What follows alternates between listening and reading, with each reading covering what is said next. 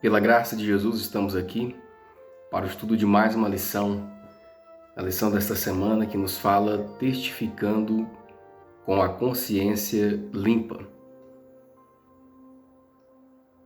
Atos 24:16 diz assim: E por isso procuro sempre ter uma consciência sem ofensa, tanto para com Deus como para com os homens. Então, nós vemos aqui o apóstolo Paulo nos falando sobre a questão da consciência, né? Hoje nós estamos vivendo num tempo em que muitas pessoas têm perdido o senso da consciência, né? Onde muitas pessoas têm seguido uma consciência fingida, né? Uma consciência segundo os padrões mundanos. E isso tem levado as pessoas a ter uma vida desajustada, né? Uma vida em que o bom senso e os valores são invertidos. E isso gera, então, uma consciência sem Deus, né? Muitos têm, então, uma consciência que exclui a Deus dos seus planos, dos seus projetos, né? Vivem num relativismo, perdem a consciência, ou seja, perdem a noção do que é o certo, do que é o errado, e, em consequência disso, vivem uma vida sem regras, né? E Paulo está mostrando aqui que ele buscava ter uma boa consciência diante de Deus e diante dos homens, né? Uma consciência sem ofensa, uma boa consciência. E enquanto muitas pessoas ali ao seu redor tinham uma consciência culpada, uma consciência contaminada, uma consciência cauterizada pelo pecado, o apóstolo Paulo ele testemunhava tendo uma boa consciência, uma consciência que obedecia à vontade de Deus, né? E essa consciência que obedecia à vontade de Deus era uma consciência que estava em paz com Deus. E isso era porque Paulo estava a cada dia vivendo uma vida onde ele abandonava o pecado e vivia para Cristo. E em consequência disso, o maior beneficiado dessa boa consciência de Paulo era o seu próximo, né? O seu próximo era o maior beneficiado, porque Paulo ele vivia a prática do verdadeiro amor, né? Do verdadeiro evangelho em relação ao seu próximo. Diz assim o Espírito de Profecia: uma consciência livre de ofensa para com Deus e o homem, um coração que sente a mais terna simpatia por seres humanos, especialmente a fim de que sejam conquistados para Cristo, terão as qualidades que Jesus tinha. Todos esses serão imbuídos do seu espírito, terão um reservatório de persuasão e um estoque de simples eloquência. Então, nós vemos aqui a situação de alguém que busca uma consciência diante de Deus e dos homens, né? Será uma consciência limpa, uma consciência que está em paz com Deus. E, em consequência disso, o seu próximo será o maior beneficiado, né? Pois aquela pessoa testemunhará para a salvação de muitas pessoas, daqueles que o cercam, terá o desejo e as qualidades que Cristo tinha. Qualidades, né, que levavam Paulo, e assim como Jesus, né, a pregar o Evangelho, a viver uma vida de acordo com a vontade de Deus, tendo o desejo que todos os homens, né, o seu próximo, fossem salvos por Jesus, né, e que fossem assim também agraciados com a vida eterna. Essa era a vontade de Paulo, e a sua consciência estava aqui naquele momento, onde ele estava passando por um julgamento, estava testemunhando da sua situação diante de Deus, uma vida para Cristo e uma vida para o seu próximo, né? O primeiro tópico nos fala sobre Tértulo, o orador. Depois de todo aquele alvoroço que aconteceu em Jerusalém, Paulo foi levado então para Cesareia. O tribuno Cláudio Lísias descobriu, né, toda a trama, através do sobrinho de Paulo, para que os judeus estavam tentando assassinar a Paulo no momento do conselho, né? Então, ele fez uma escolta imediatamente e levou Paulo. Enviou cartas ao governador Félix, mostrando a inocência de Paulo, né? Então, imediatamente levou Paulo à presença do governador, né? Os soldados ali de Jerusalém levaram a Paulo ao governador. E nós temos aqui o cenário onde os judeus, após 5 dias, desceram ali para Cesareia, a fim de fazerem acusações perante o governador, acusações contra Paulo. E a pergunta nos fala: descreva a hipocrisia e as mentiras bajuladoras que foram usadas por Tértulo, né? Esse orador famoso, para dar abertura à audiência de Paulo perante Félix, o governador. Atos 23, 34 e 35, né? E depois Atos 24, 1 a 9. Esses textos vêm nos falando que Paulo ficou detido ali em Cesareia, esperando seus acusadores, que chegaram após 5 dias, né? O sumo sacerdote Ananias, ele levou esse orador Tértulo, que era um famoso orador ali naquele tempo, para fazer as acusações contra Paulo. E Tértulo, ele fez um discurso eloquente, bajulador, né? Hipócrita, cheio de mentiras, né? Tentando ganhar a confiança, tentando ganhar o favor ali do governador Félix, naquele momento ali de acusação. E ele iniciou o discurso falando que Félix era um bom administrador, né? Era um excelente administrador, um benevolente administrador. Mas, na verdade, Félix não era um bom governador, mas era um homem cruel, né? Existem vários relatos na história. Era um homem cruel e que se aproveitava, né, da posição que tinha para maltratar outras pessoas, né? Então, o elogio insincero ali de Tértulo e dos judeus mostram o verdadeiro caráter deles, né? Mostrava o verdadeiro caráter deles, né? Mostrava que eles não estavam preocupados com a verdade, mas sim traziam mentiras em seu discurso, né? Então, Tértulo, ele acusou a Paulo de promover conflito entre os judeus no mundo inteiro. Ele acusou a Paulo de profanar o templo. Também acusou a Paulo de, como o chefe, né, da seita dos nazarenos, né, que estava deturpando a religião dos judeus. E ele também descreveu a intervenção do tribuno Cláudio Lísias, naquele momento ali de agitação, como uma intervenção violenta, como se ele não tivesse respeitado, né, o processo legal, o justo processo da lei dos judeus, né, intervindo para salvar a Paulo. Ele disse que, na verdade, esse tribuno havia agido com violência, né? E então também acusou Paulo de ser o líder da seita dos nazarenos, né? E também acusou Paulo, falando que Paulo era um agitador e perturbador da ordem social naquele momento. Então, o seu discurso foi um discurso hipócrita, cheio de mentiras e tentando bajular, né, ali o governador para ganhar a sua atenção, para ganhar a sua confiança. Aqui Tértulo desceu para a falsidade descarada. O caráter de Félix era vil e desprezível. Seus atos de crueldade e opressão o tornaram universalmente odiado. A traiçoeira crueldade de seu caráter demonstrou-se no assassinato brutal do sumo sacerdote Jonatas, a quem devia muito pela própria posição.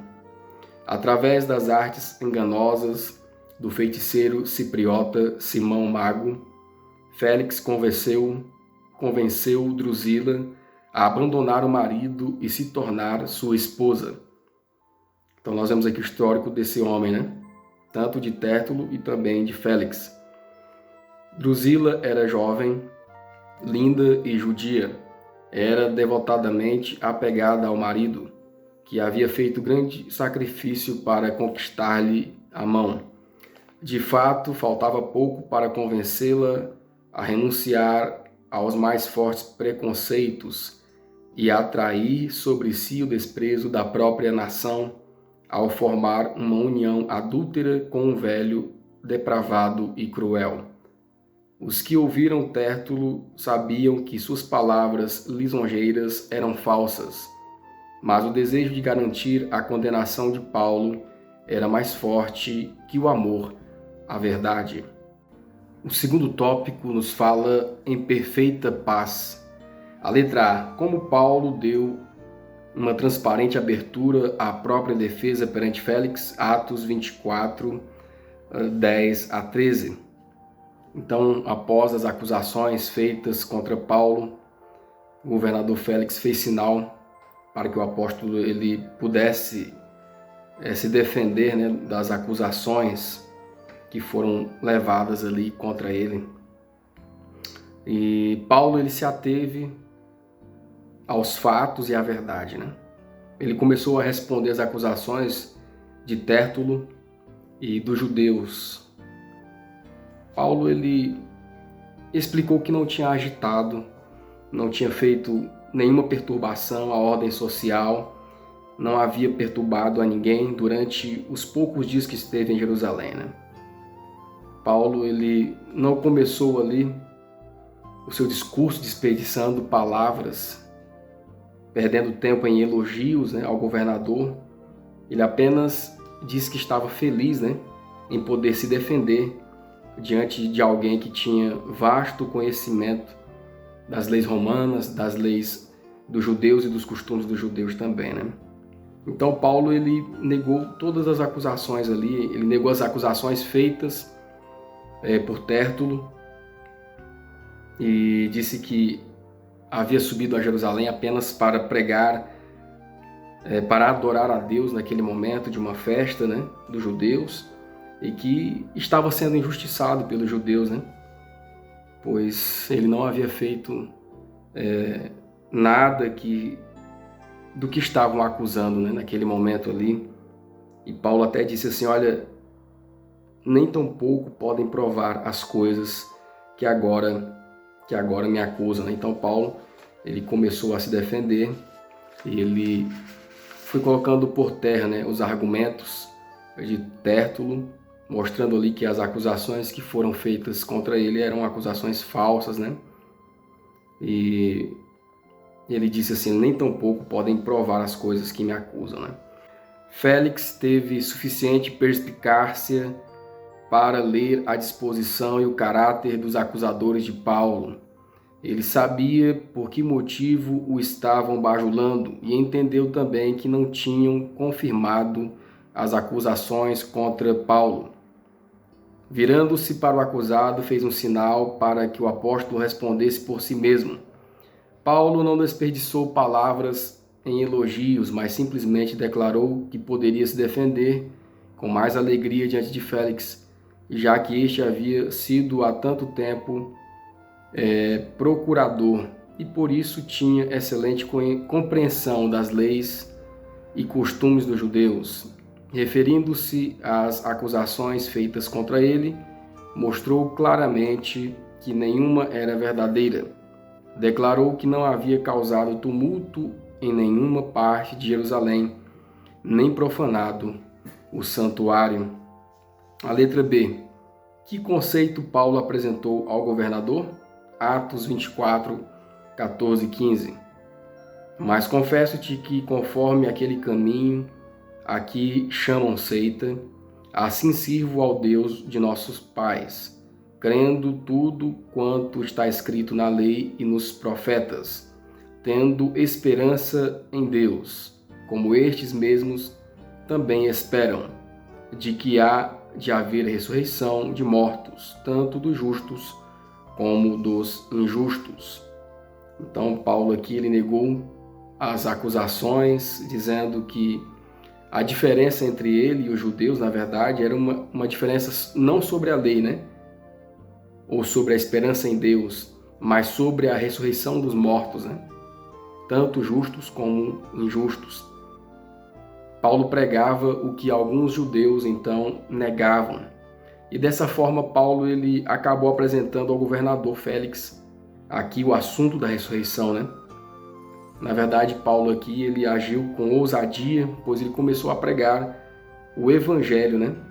Começou a apresentar esse assunto no contexto bíblico ali para o governador, né? Sobre o evangelho, e foi apresentando a Cristo, né? Como esse também havia ressuscitado dentre os mortos, né? E como por meio do plano da redenção, Deus, por intermédio de Cristo, trouxe o plano da redenção, né? Para que todos os homens tivessem uma nova oportunidade, né?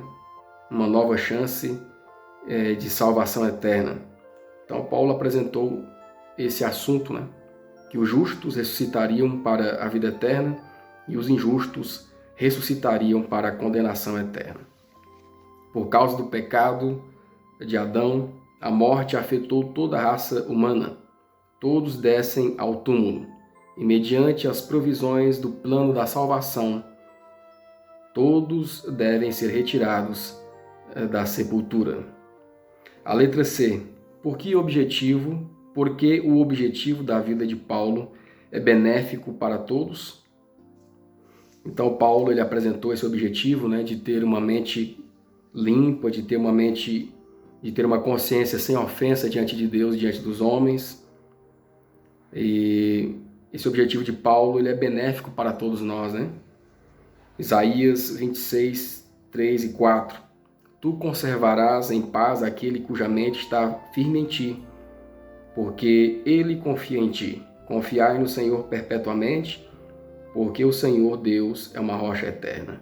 Então nós vemos aqui o resultado do objetivo de Paulo em procurar ter uma mente sadia diante de Deus, né? Uma mente tranquila diante de Deus, uma mente sem ofensa. O objetivo de Paulo aqui, em ter uma mente sem ofensa diante de Deus, revela a confiança que o apóstolo tinha, né, em Deus, uma mente cativa à vontade de Deus, né? Essa consciência de confiança em Deus, ela produzia e ela produz a verdadeira paz, né? Por isso que Paulo estava ali enfrentando um julgamento, terríveis acusações, mas mantinha a paz, né? A verdadeira paz. E essa paz era produzida pela presença de Deus, pela presença do Espírito Santo em sua vida, né? Então, quando nós confiamos em Deus, quando nós entregamos a nossa vida a Deus, a nossa mente é cativa à sua vontade e temos então uma vida de acordo com os preceitos, né? De acordo com os preceitos, e a paz de Deus estará conosco quando nós temos uma vida de acordo com os seus preceitos, de acordo com a sua lei, né? Então, nosso viver, quando está de acordo com os padrões estabelecidos por Deus, essa paz, ela estará em nós, né? Mesmo em meio a turbulências. Então a nossa vontade estará cativa à vontade de Deus e seremos dirigidos pelo Espírito Santo. A nossa mente será afastada das perversidades do coração humano, né? Assim será uma consciência livre da vida de pecado. Assim é uma consciência livre da vida habitual de pecado, né? A paz interior, unida com uma consciência livre da ofensa para com Deus, despertará e fortalecerá o intelecto como o orvalho destilado sobre as tenras plantas. Assim a vontade é corretamente dirigida e controlada, tornando-se mais decidida, porém livre de perversidade. As meditações são agradáveis, porque são santificadas. A serenidade do Espírito abençoará a todos com quem entrar em contato. Essa paz e calma, com o tempo, se tornarão mais naturais e refletirão preciosos raios sobre todos ao redor. E por fim, retornarão ao doador. Quanto mais você saborear dessa paz celeste e quietude mental, mais elas aumentarão. Trata-se de uma satisfação dinâmica e viva, que não leva todas as energias morais ao esgotamento, mas as desperta para uma atividade crescente. A paz perfeita é um atributo celestial que os anjos possuem. Que Deus ajude você a se tornar um possuidor dessa paz. O tópico 3 nos fala sobre eternidade versus conveniência. A letra A. Que problema despertou o ódio judaico contra Paulo? Atos 24, 17 a 21. Paulo aqui, em sua defesa, ele reitera novamente, demonstrou que os seus acusadores judeus nada tinham de verdade contra ele, Ele disse assim, olha, muitos do que me acusaram lá em Jerusalém, nem aqui em Cesareia estão para confirmarem as acusações, E Paulo também disse, digam vocês mesmos, se acharam em mim algum pecado, quando compareci perante o conselho. E aqueles homens nada poderiam falar, Nada falavam. Ele disse, olha, nada falei demais, nada fiz para deturpar, a ordem dos judeus, não causei nenhum constrangimento a ninguém, não realizei nenhum motim, a não ser que disse entre vocês que hoje sou julgado por vós acerca da ressurreição dos mortos, Foi quando aconteceu aquela disputa entre fariseus e saduceus, Paulo pregava crenças em que os saduceus não acreditavam, Por isso que a maioria de saduceus, então, continuou a insistir na acusação contra Paulo, querendo a morte do apóstolo, E também chegará um tempo em que os verdadeiros cristãos, os cristãos dos últimos tempos, também serão perseguidos, assim como Paulo, Serão julgados por causa das suas crenças fundamentais no Evangelho, na palavra de Deus, A letra B. De que forma Félix demonstrou fraqueza ao lidar com o caso? Então, de que forma Félix, o governador, demonstrou fraqueza ao lidar com aquele caso? Atos 24, 22 e 23. Então, Félix, na verdade, ele viu que Paulo era inocente. Ele viu ali que as acusações que foram levantadas contra o apóstolo eram acusações infundadas, Mas ao invés de logo declarar a sua inocência, ele ficou protelando, Ficou protelando, dando dilação de prazo, Ficou protelando então o andamento do processo contra o apóstolo Paulo, dizendo que só continuaria o processo, Ele suspendeu o processo quando viesse o tribuno Cláudio Lísias.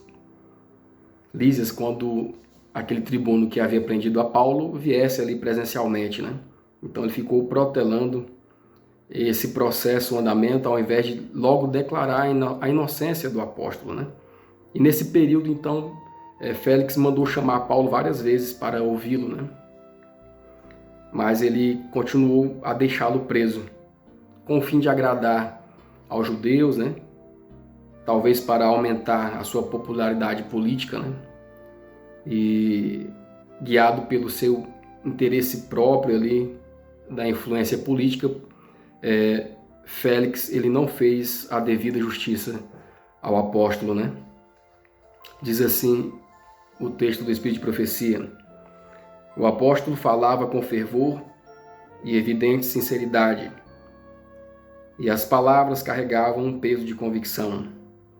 Numa carta a Félix, Cláudio Lísias deu testemunho semelhante a respeito da conduta do apóstolo Paulo. Além disso, o conhecimento que o próprio Félix tinha sobre a religião judaica era melhor do que muitos supunham.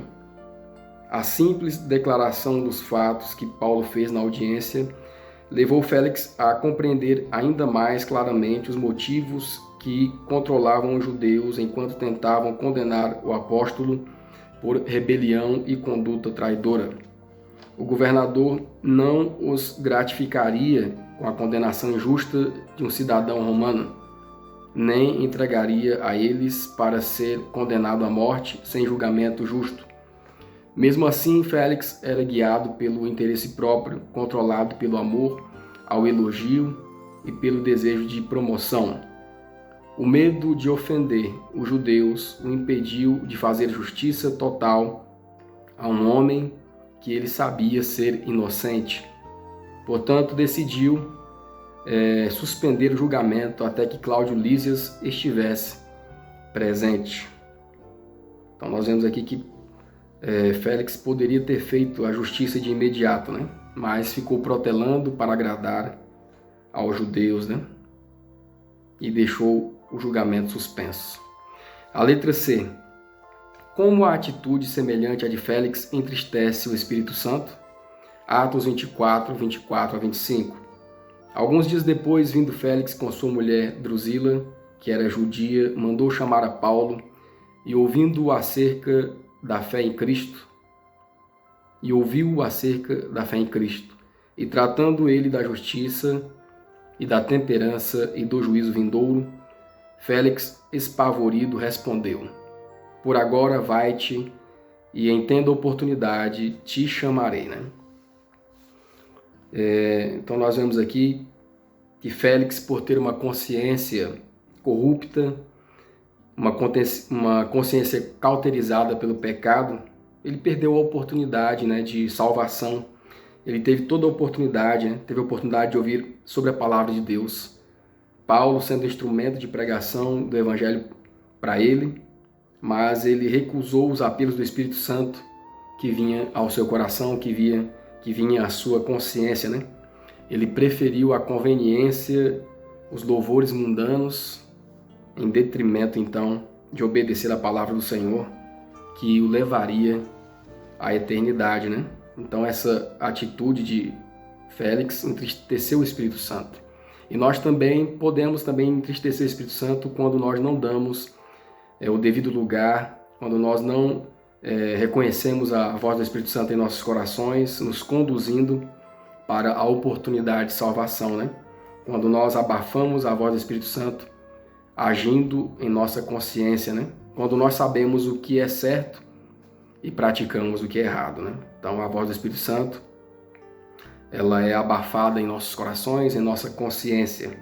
E assim nós também podemos desprezar os convites da misericórdia do Senhor para a nossa salvação. Precisamos tomar cuidado com essa atitude, né? De desprezar os ensinos da palavra de Deus. Félix desprezou a última oferta de misericórdia. Nunca devia receber outro chamado de Deus.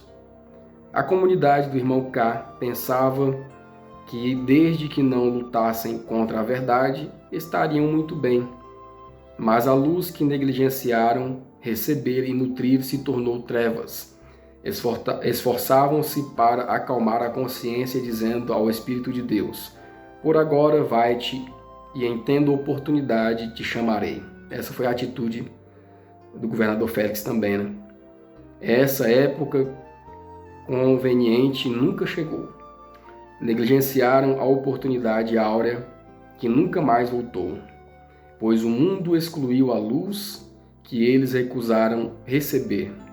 Os interesses desta vida e o encanto dos excitantes prazeres absorvem a mente e o coração, enquanto o bendito Salvador, o melhor amigo, é rejeitado e esquecido. O tópico 4 nos fala sobre desculpas e mais desculpas. Cite algumas desculpas usadas com frequência para não se comprometer totalmente com Cristo e o resultado de todas elas. Aqui o evangelista Lucas apresenta a parábola em que Jesus fala sobre a grande ceia, né? Essa parábola representa o convite do céu às pessoas, aos seres humanos. Representa o convite de Deus a homens e mulheres para se voltarem para Ele. Essa parábola ela mostra o amor de Deus pelo ser humano caído, mas também mostra o outro lado, né? A rejeição do ser humano em relação a Deus. Vemos aqui a recusa das pessoas em aceitar o convite de Jesus para estarem com Ele, para se comprometerem com a verdade, para viverem uma nova vida em Cristo. Então, as pessoas rejeitam esse comprometimento com Deus. Lá no passado isso acontecia e hoje também se repete em nossas vidas, né? Diariamente estamos aceitando ou rejeitando os convites, os apelos do Espírito Santo à nossa vida, né? São vários tipos de desculpas que as pessoas apresentam para não ir ao banquete. Estou ocupado com as minhas terras, né? Como Jesus colocou. Me desculpe, não posso ir ao seu encontro. Estou ocupado com meu rebanho. Me desculpe, não posso ir ao seu encontro. Me casei agora. Não poderei ir ao seu encontro. Hoje também nós corremos o mesmo risco, né, de apresentarmos diversas desculpas para não nos comprometermos com a vontade do Senhor, né? Assim como Félix teve toda a oportunidade de ouvir o Evangelho, teve toda a oportunidade ali de fazer um compromisso verdadeiro com Deus, corremos o risco de estarmos ouvindo o Evangelho, mas não estarmos praticando e nem aceitar o verdadeiro compromisso com Deus, né? O resultado disso é a rejeição da voz do Espírito Santo, aos apelos do Espírito Santo que vem fazendo a nossa consciência, né, a nossa mente, nos chamando para uma comunhão mais íntima com Deus, né? E nós precisamos então ver essa situação em nossa vida.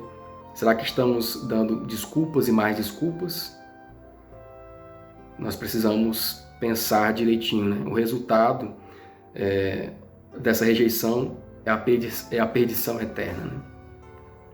Hoje nós rejeitamos o convite de Deus. Nós rejeitamos as ações do Espírito Santo, não dando ouvidos ao seu chamado, né? Aos seus apelos. Mas um dia a consequência maior será a nossa rejeição eterna por parte de Deus, né? Então felizes são aqueles que aceitam o convite de Deus, felizes são aqueles que ouvem a voz do Espírito Santo em sua consciência tranquila diante de Deus, que aceitam o convite do Senhor, né? E buscam ter uma nova vida com Ele, uma nova vida restaurada, uma nova vida reformada, né? Essas pessoas renunciam os prazeres do mundo e vivem agora em novidade de vida com Jesus, né? Pois elas aceitaram se tornarem discípulos de Jesus para uma nova vida com Deus, onde ela também prega a outras pessoas e leva essa verdade a outras pessoas. As desculpas para recusar o convite ao banquete abrangem todo o conjunto de pretextos para rejeitar o convite do Evangelho. Os homens declaram que não podem pôr em risco as perspectivas mundanas por dar atenção às reivindicações do Evangelho. Consideram os interesses seculares mais valiosos que os eternos.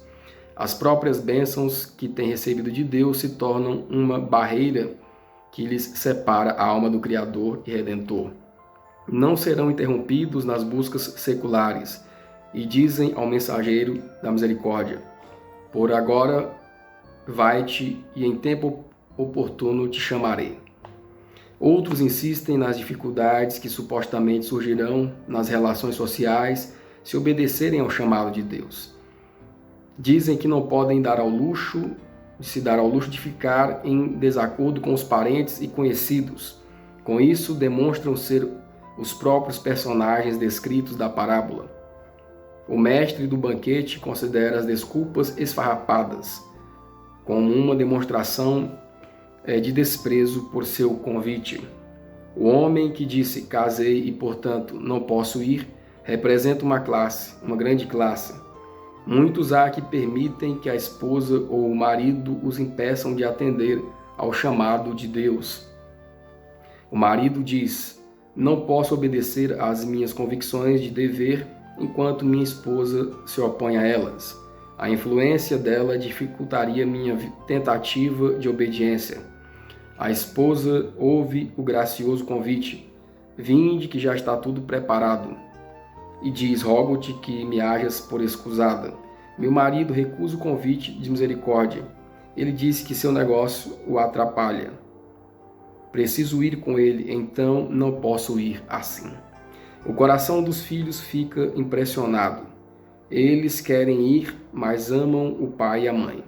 E como eles não atendem ao chamado do Evangelho, os filhos pensam que não é preciso ir. Também dizem: rogamos-te que nos hajas por escusados. Todos esses rejeitam o chamado do Salvador porque temem divisões no círculo familiar. Pensam que estão garantindo a paz e a prosperidade do lar ao se recusarem a obedecer a Deus, mas isso é um engano. Os que plantam egoísmo colherão egoísmo. Ao rejeitar o amor de Cristo, rejeitam a única pessoa que pode comunicar pureza e firmeza ao amor humano. Não apenas perderão o céu, mas deixarão de usufruir aquilo pelo que sacrificaram o céu. O quinto tópico nos fala derramado sem medida. Em vez de apresentar desculpas, o que acontecerá quando nos rendermos totalmente à liderança do Espírito Santo? O que acontece quando nós nos rendemos totalmente à liderança do Espírito Santo? Atos 3:19, Isaías 4:22, Salmos 110:3. Arrependei-vos, pois convertei-vos, para que sejam apagados os vossos pecados e venham assim os tempos de refrigério pela presença do Senhor. Desfaço as tuas transgressões como a névoa e os teus pecados como a nuvem. Torna-te para mim, porque eu te remi. O teu povo se apresentará voluntariamente no dia do teu poder, com santos ornamentos, como vindo do próprio seio da alva, será o orvalho da tua mocidade. Então nós vemos aqui, irmãos, que quando nós nos rendemos aos apelos do Espírito Santo, a nossa vida é transformada, né? O verdadeiro arrependimento nasce, brota em nossos corações. A verdadeira conversão, uma mudança de vida nas nossas práticas, né? Tudo isso é obra do Espírito Santo de Deus em nossas vidas, quando damos lugar à sua liderança, quando damos lugar aos apelos que Ele faz à nossa consciência, né? Então, uma vida fora da habitualidade do pecado é uma vida quando nós estamos sob a influência do Espírito Santo. Nós passamos a ter uma boa consciência, assim como Paulo tinha, né? Diante de Deus e diante do nosso próximo, né? E sob a influência do Espírito Santo nós proclamamos então, com mais fervor, o Evangelho. Se tivermos o Espírito Santo em nossa vida, nós iremos pregar o Evangelho com mais fervor. O Evangelho de Cristo, iremos pregar a mensagem, transmitindo essa mensagem com toda a convicção, né? E muitas pessoas se entregarão a Deus por causa dessa graça salvadora, por causa da influência do Espírito Santo. O trabalho do reino, a pregação do Evangelho evoluirá de uma forma tremenda, né? E como consequência dessa entrega de direcionamento da nossa vida ao Espírito Santo, desse maior relacionamento com o Espírito Santo de Deus, será a salvação eterna em Cristo Jesus, né? Tanto de nós como pregadores do Evangelho, como das pessoas que ouvirão a palavra de Deus, né? E assim virão os tempos de refrigério na presença do Senhor, né? Estamos envolvidos num conflito pela vida eterna, e nessa batalha a graça se manifesta contra a natureza e toda a força do eu se opõe à vitória. Poucos encontram o caminho da abnegação, que está cheio de cruzes, e menos gente ainda o segue. Será que você vai persistir e não se cansar de fazer o bem? Essa guerra cristã é uma luta e uma vigilância eternas. A vitória perfeita pode ser sua se você alegremente levar a cruz de Cristo. Servos de Deus, com o rosto iluminado e brilhante de santa consagração, irão apresentar-se de um lugar a outro a fim de proclamar a mensagem celestial. Em todo o mundo, milhares de vozes darão a advertência. Ocorrerão milagres, os doentes serão curados e sinais e maravilhas acompanharão os crentes. Satanás também opera com prodígios de mentira, até mesmo fazendo descer do fogo do céu à vista dos homens. Assim os habitantes da terra serão provados. A mensagem será transmitida não tanto por argumentos, mas pela profunda convicção do Espírito de Deus. Os argumentos têm sido apresentados. A semente está sendo lançada e irá brotar e dar frutos. As publicações distribuídas por obreiros missionários têm exercido influência, mas muitos cuja alma foi impressionada foram impedidos de compreender plenamente a verdade ou de prestar-lhe obediência. Agora os raios de luz penetram por toda parte. A verdade é vista em sua clareza e os homens e os honestos filhos de Deus rompem as algemas que os prendiam. Laços familiares e relações com a igreja são impotentes para prendê-los agora. A verdade é mais preciosa que tudo o mais. Apesar das agências unidas contra a verdade, grande número tomam posse do lado do Senhor, né? Grande número tomam posição ao lado do Senhor. Queridos amigos, queridos irmãos, que Deus nos abençoe para entendermos a sua palavra.